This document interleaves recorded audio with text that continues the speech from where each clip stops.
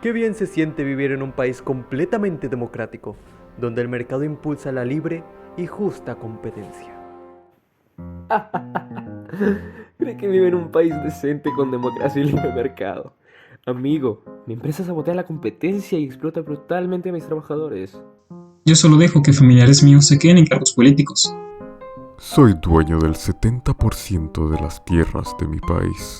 Y yo monopolizo las funciones y el entretenimiento, quitando de carteleras cualquier película hecha con amor solo para poner cintas chatarra, así teniendo las mentes de mis consumidores a mi total control. Ay no.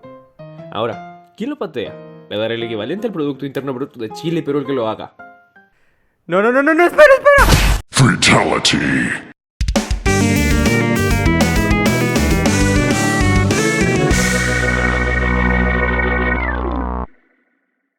Tal parece que desde el siglo pasado la democracia ha sido el sistema político predilecto de varios países. Tal vez por el triunfo de Estados Unidos en la Guerra Fría, no sé. Según la unidad de inteligencia de The Economist, alrededor del mundo hay 167 países democráticos. Lugares donde el pueblo puede decidir su destino y donde pueden intervenir en el ejercicio del poder para cambiar sus condiciones. Aunque tal vez todo esto sea una mentira. Ciertas noticias y estudios han puesto en duda la soberanía democrática. Así que hoy quiero hablar de un concepto el cual nos podría hacer cuestionar si verdaderamente estamos en una democracia. La oligarquía. Una palabra que nació en la antigua Grecia y probablemente sigue siendo vigente.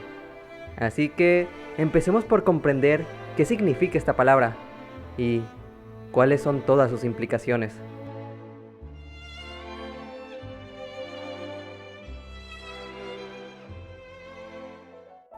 En términos sencillos, la oligarquía es una forma de gobierno, en el cual el poder político y económico está concentrado en un pequeño grupo de personas, generalmente de la misma clase social, o sea, una élite.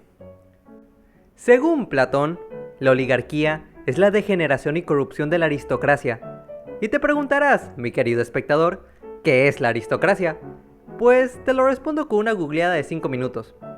Este es un sistema político en el cual el gobierno está encabezado por la nobleza y las personas más listas, encantadoras, virtuosas e ilustras, así como Mua. Bueno, soy idiota, ya lo sé. El principal problema con la aristocracia es que, a pesar de que estas personas supuestamente sean las más capaces, casi siempre velarán por sus intereses personales, en vez de la gente a la que gobiernan.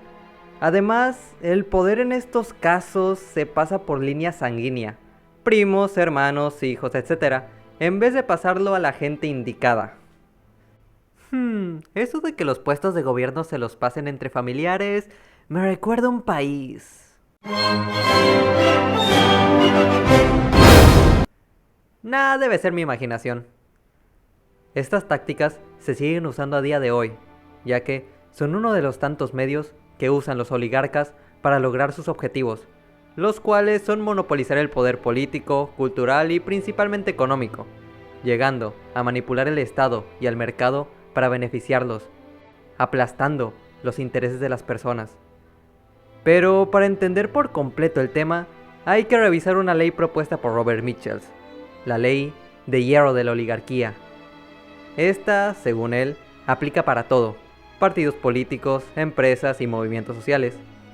Según Mitchell, cualquier tipo de organización tiende a centralizar el poder y, por tanto, tiende a volverse una oligarquía.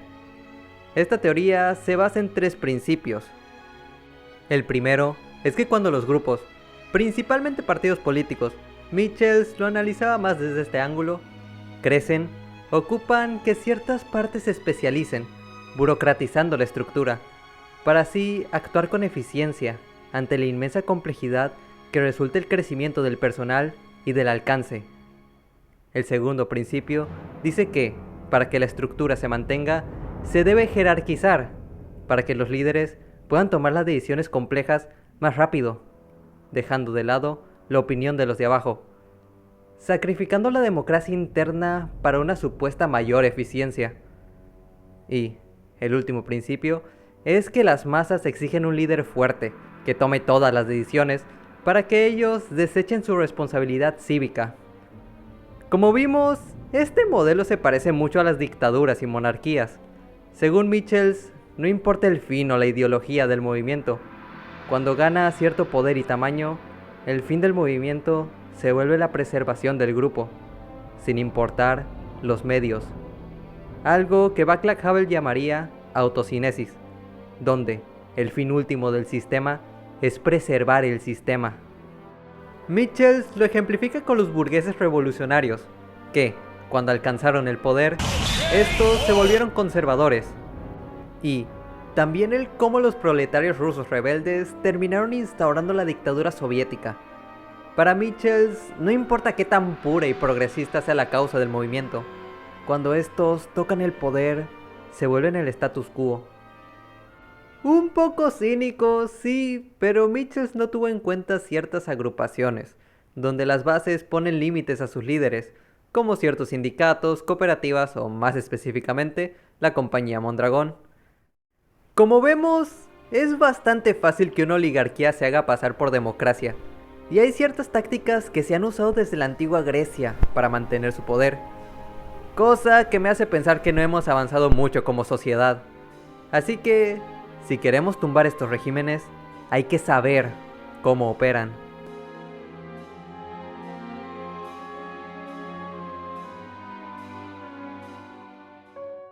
En el artículo ¿Cómo triunfa la oligarquía?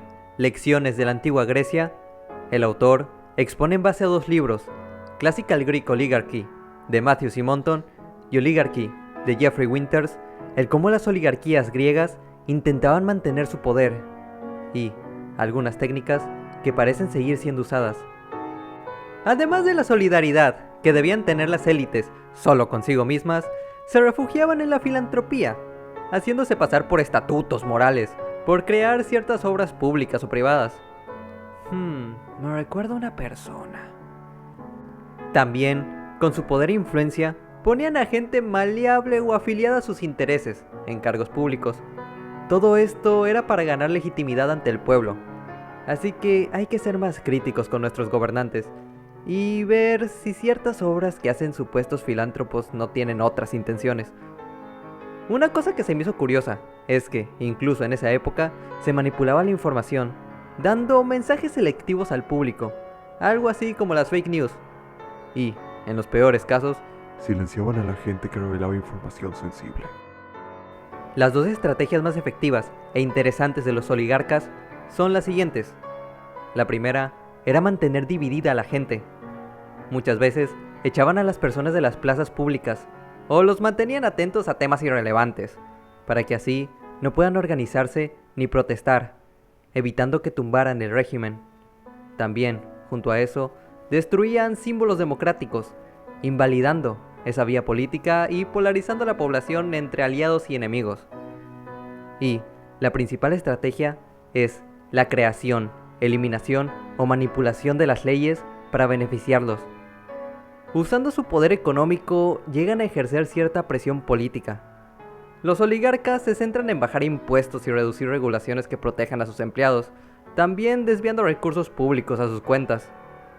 Además, son expertos en amañar el sistema legal y encontrar la letra chiquita para no ser castigados. Václav Havel explica en su libro El poder de los sin poder, el cómo los regímenes y gobernantes usan la legalidad como legitimación de la violencia que ejercen contra la población, ya que pueden excusarse en el hecho de que solo siguen las reglas hechas por ellos y para ellos. Por eso hay que conocer y, sobre todo, cuestionar las leyes, para ver si realmente existen para el bienestar de la humanidad o para la satisfacción de unos cuantos trajeados. Y, sobre todo, hay que tumbar esa falsa ilusión de justicia. Sin duda, el comprender el cómo llegan a actuar es indispensable para ponerles un freno. Pero ahora, hay que analizar los tipos de oligarquía que existen, para ver si nuestro país no está en manos de unos pocos loquitos ricachones. Y además, repasar la historia siempre es divertido.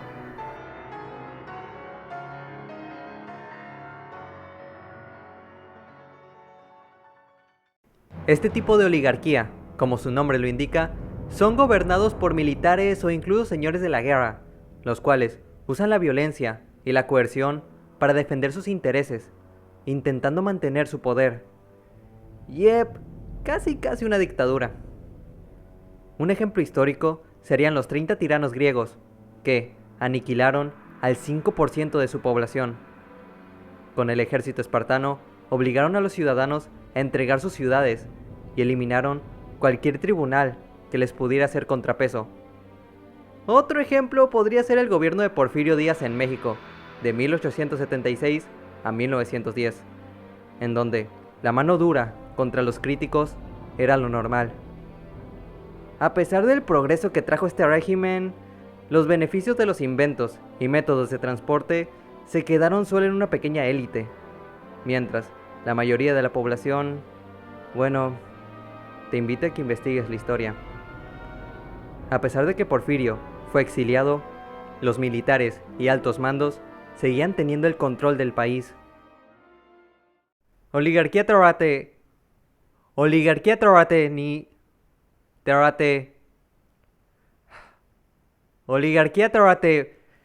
¡Ah! ¿Por qué no puedo decir bien la maldita letra R?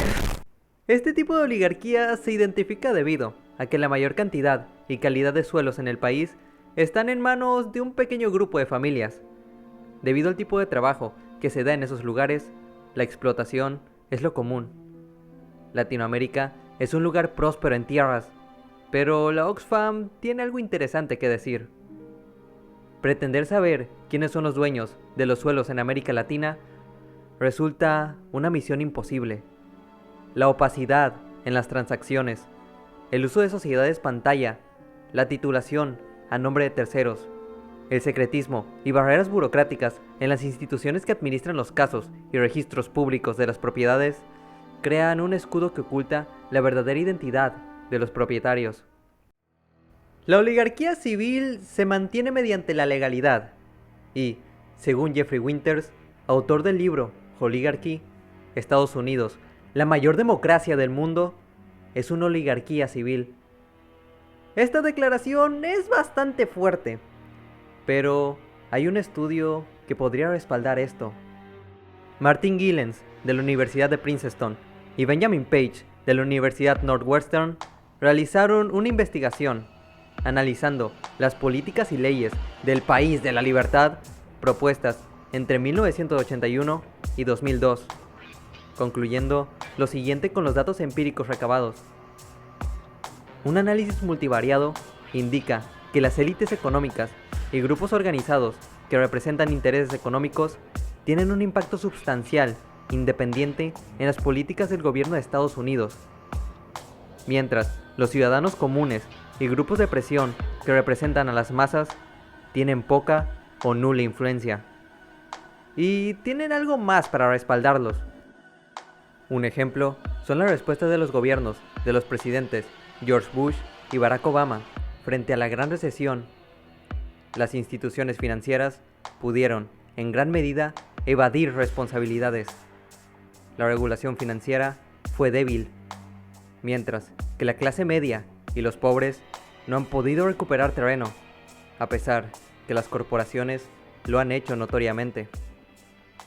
Les dejo el link de la investigación en el comentario fijado. Está en inglés, pero si lo pueden leer, háganlo con mucho criterio. Posiblemente este tipo de regímenes sean los más comunes en nuestra época. Este tipo de oligarquías están concentradas en instituciones de gobierno o entidades económicas como bancos y empresas. Entidades que suelen pasar por encima de la gente, afectando brutalmente la vida económica de las personas, mientras esas mismas personas no pueden hacer casi nada individualmente para afectar estos monopolios, cuyo mayor ejemplo son las multinacionales.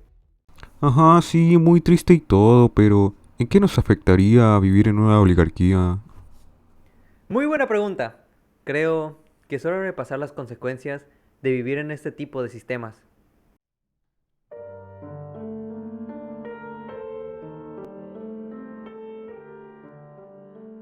Las oligarquías hurtan el poder de las mayorías. Esas pequeñas élites que tienen un gran control sobre la sociedad, tienden a tomar decisiones que solo satisfagan sus intereses, sin importar las consecuencias negativas que recaigan sobre la gente. Con eso, terminan monopolizando distintos sectores, evitando así la libre competencia e imponiendo las condiciones que quieran. De todas maneras, no hay alternativa. Las principales consecuencias son económicas, las cuales pueden escalar a un nivel social y político, ya que empobrecen ese sector monopolizado. Lo podemos ver más claramente con las economías locales, ya que terminan desapareciendo a la larga al no poder competir, dejando así en crisis a miles y miles de familias, generando una enorme desigualdad que asfixia las oportunidades de la gente. Esta desigualdad termina causando un descontento social, el cual margina a las personas, provocando aún más resentimiento que puede derivar en criminalidad y violencia, generando así un círculo vicioso. Debido a esto, la desconfianza y el debilitamiento del sistema democrático se hace evidente y le da pase libre a los oligarcas para reducir derechos humanos, como la libre expresión. Como los ciudadanos no tienen casi ningún poder para decidir sobre su país, es muy difícil poner un freno. La corrupción e injusticia, como verán, se vuelve la norma. Incluso la ilegalidad se puede volver legal. Ahí tenemos casos de legisladores aprobando leyes de minería tóxica, censura en internet o apropiación de tierras indígenas. Con todo esto, quiero dejarles un dato y ciertas preguntas para que reflexionen. Según la Oxfam, alrededor de 2.153 billonarios tienen más riquezas que 4.600 millones de personas. Entiendan la implicación de esto. Esta pequeña élite tiene más dinero que el 60% de la población mundial. Esos billonarios tienen empresas que poseen más poder político que muchos países de Latinoamérica. Pero, obviamente, un sistema oligárquico no se va a presentar así. Debe guardar las apariencias. Debe aparentar ser democrático y representativo, para que las personas no se hagan preguntas. Deben decir que todos esos oligarcas obtuvieron su riqueza trabajando duro, a pesar de que la verdad es que ellos habían recibido una herencia millonaria, por la cual no trabajaron, y que su negocio se basa en la explotación. Se debe dar la ilusión de que todos nacemos en las mismas condiciones y que existe la justicia, cuando no es el caso. A esto, Václav Havel llamaría la vida en la mentira, una coartada que existe para que aceptemos la voluntad del poder, para que nos digamos a nosotros mismos, así deben ser las cosas, no hay alternativa. Una indefensión aprendida a escala social. Seguimos las reglas que nos impuso la publicidad y la propaganda, porque creemos que así nos volveremos exitosos como aquellos que idolatramos. No sé ustedes, pero a mí no se me hace justo que unos cuantos banqueros y especuladores de Wall Street hayan quedado impunes después de provocar la crisis del 2008. Una catástrofe donde literal nos cagaron a todos. Nos hizo mierda a todos. Con todo lo expuesto, creo que no hay arma más poderosa para tirar esta coartada y estimular la reflexión que las preguntas. Así que les invito a analizarlas e investigarlas. En su país, ¿se podría decir que tienen un sistema oligárquico? Esto sonará chiste, pero ¿qué tiene más poder económico e injerencia política? ¿Un país como Nicaragua o una empresa como Walmart? Actualmente, ¿vivimos en una oligarquía global? Y, si su respuesta es afirmativa, ¿qué podemos hacer para combatir este problema? Confío en su criterio para responder estas preguntas. Así que nada, les dejé una tarea sencilla, ¿no? Sinceramente, si se quieren introducir o ampliar más su visión, les recomiendo el podcast de Migala sobre el poder y la democracia. Obviamente también toda la bibliografía que va a estar en el comentario fijado, pero bueno, no sé. Estoy ansioso de leer sus comentarios, a ver si a alguno de ustedes se le ocurre un plan o una solución a este problema. Es bastante complejo, pero tal vez entre ustedes hay un genio oculto. También antes de nada, casi se me olvida agradecerle a Johnny Sirán, Bar Dexter, Gato Surfer y sobre todo a Said1985 por prestar sus voces en la animación del principio del video. Pero bueno, soy Luis y recuerda, rompe tu Matrix.